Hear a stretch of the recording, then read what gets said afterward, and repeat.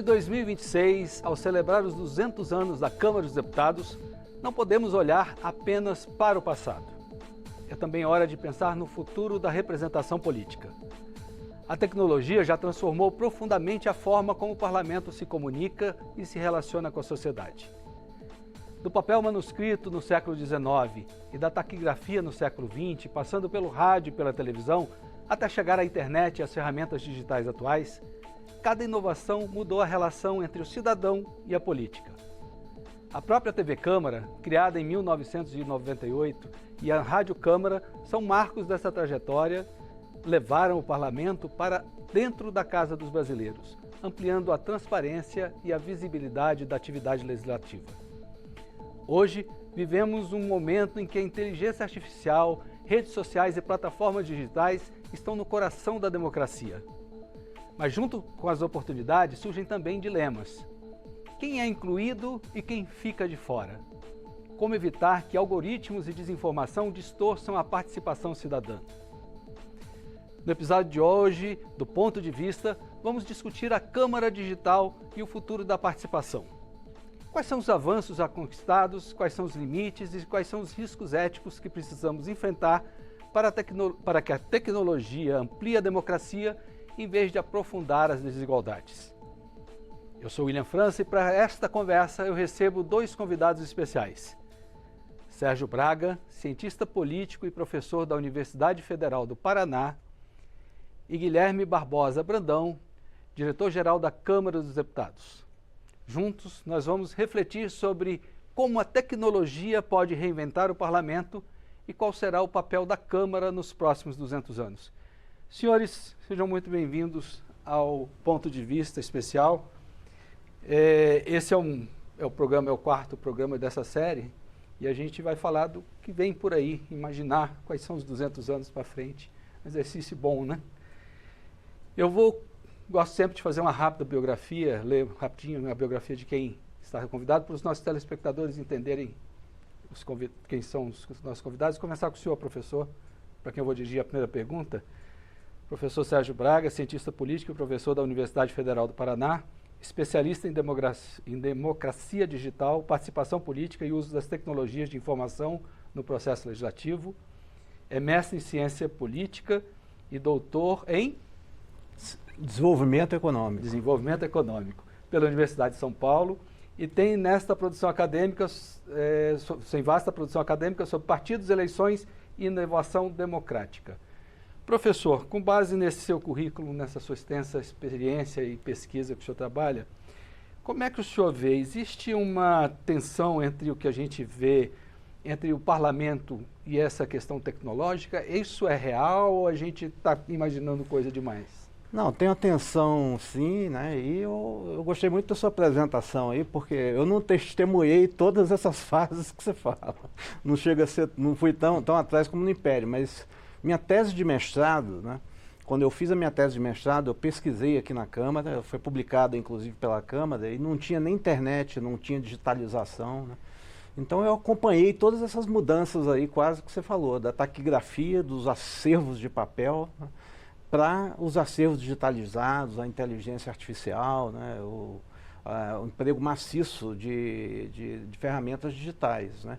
E isso gera tensões, né, entre a velocidade das mudanças, né, e o ritmo de transformação do governo, da administração pública, etc. Então sempre tem uma tensão entre essas duas coisas, né, a sociedade, o mercado. Ele muda com uma velocidade muito grande e o sistema político e a administração pública, de uma maneira geral, né, tenta se adaptar a isso. Então, muita gente tem um diagnóstico pessimista desse processo, né? Até uma visão até meio distópica, né? Fala que vai ter uma crise da democracia, né? Hoje se fala muito nisso, ou um recuo da democracia. Eu tenho uma visão menos negativa, né? Inclusive porque eu testemunhei boa parte desse processo, né? Como pesquisador, etc. Né? Eu transitei também de uma era pré-digital para uma era digital. Eu acho que o que ocorre de fato são metamorfoses da democracia representativa, né? Quando eu comecei a estudar internet, tinha uma hype, né? Tinha um modismo, né? Para falar o português, né? Que a democracia representativa ia acabar, né? As tecnologias digitais Isso no início do ano 2000, no final do século passado, 1990, tinha muita essa discussão na literatura americana, né? A democracia representativa está obsoleta e as tecnologias digitais, na época não tinha nem rede social, né? Vão instaurar formas de democracia direta, né? E eu sempre combati essa visão. Eu falei, não vai acontecer isso. Tem um autor americano, inclusive, que fez muita pesquisa sobre isso, eu me baseava muito nela, né? Chamada Pippa Norris, que enfatizava muito essa ideia. A democracia, as tecnologias digitais, a internet, elas não vão acabar com a democracia representativa, instaurar uma democracia direta ou deliberativa como querem muitos, né? Na verdade, vai provocar uma metamorfose da democracia representativa, né? E hoje é a mesma coisa, depois eu desenvolvo. Hoje muitos falam de crise, mas na verdade eu acho que não é uma crise que nós estamos testemunhando, é uma mudança, né? A gente vai falar disso aí já já. Agora eu vou falar do nosso outro convidado, o Guilherme Brandão. Seja bem-vindo, diretor, nosso diretor-geral. Servidor de carreira da Casa, com longa experiência na gestão administrativa e tecnológica aqui do Parlamento. Atua na modernização dos processos internos e na implementação de soluções digitais voltadas justamente para isso, para ampliar a transparência e a participação cidadã. Sob a sua direção, a Câmara tem investido em plataformas digitais, dados abertos e ferramentas de interação com a sociedade e vem se consolidando como referência em inovação legislativa. Guilherme, permite chamá-lo assim, como é que a gente enxerga essas mudanças e essa tensão que tem aqui? Como é que administrativamente a Câmara se prepara ou tem se preparado para isso? Muito bem-vindo. Obrigado, William. E eu respondo essa pergunta, William, pegando um pouco do gancho da fala do professor aqui, sobre essa crise da democracia, crise de representatividade, e no âmbito da gestão, que é mais a minha área, né, o meu papel aqui na casa, até como diretor-geral, a gente estudando isso no mestrado, aqui do nosso centro de formação, a gente estava analisando que se fala em modernização administrativa e modernização do serviço público no geral, desde Dom Pedro. Dom Pedro tem esse discurso, Vargas traz ele, e o presidente Hugo Motta, agora recente, quando comenta a reforma administrativa, o texto que foi apresentado no fim do ano, também trazendo o mesmo discurso, a mesma síntese. O que leva a crer não modernizamos de lá para cá? Não, modernizamos muito, mas é uma modernização que ela é sempre constante no tempo para aquela realidade. Então, a democracia, a sua representatividade, essas tensões, esses conflitos, penso eu que ele segue numa mesma linha. Fala-se em crise, mas naquele contexto em que se vive a sociedade naquele momento, o parlamento, com a sua tecnologia, com a sua participação, e isso no tempo evolui. Não é que não teve mudança. Hoje nós temos um parlamento, Câmara dos Deputados, Senado Federal, muito mais aberto, muito mais participativo, muito mais olhando, né, participando, trazendo insumos da sociedade aqui para dentro, para o plenário, nas suas decisões, e que antes a gente não tinha. Então não teve avanço? Não tinha nem ferramentas. Não teve avanço? Claro que teve avanço. Mas o avanço, né, a gente fala em melhorar isso de acordo com aquela realidade. O programa chama Ponto de Vista. Esse ponto de vista ele vai mudando no tempo. Né? Você hoje tem um parâmetro, um referencial. Esse referencial ele se torna relativo naquela realidade. E isso é a evolução.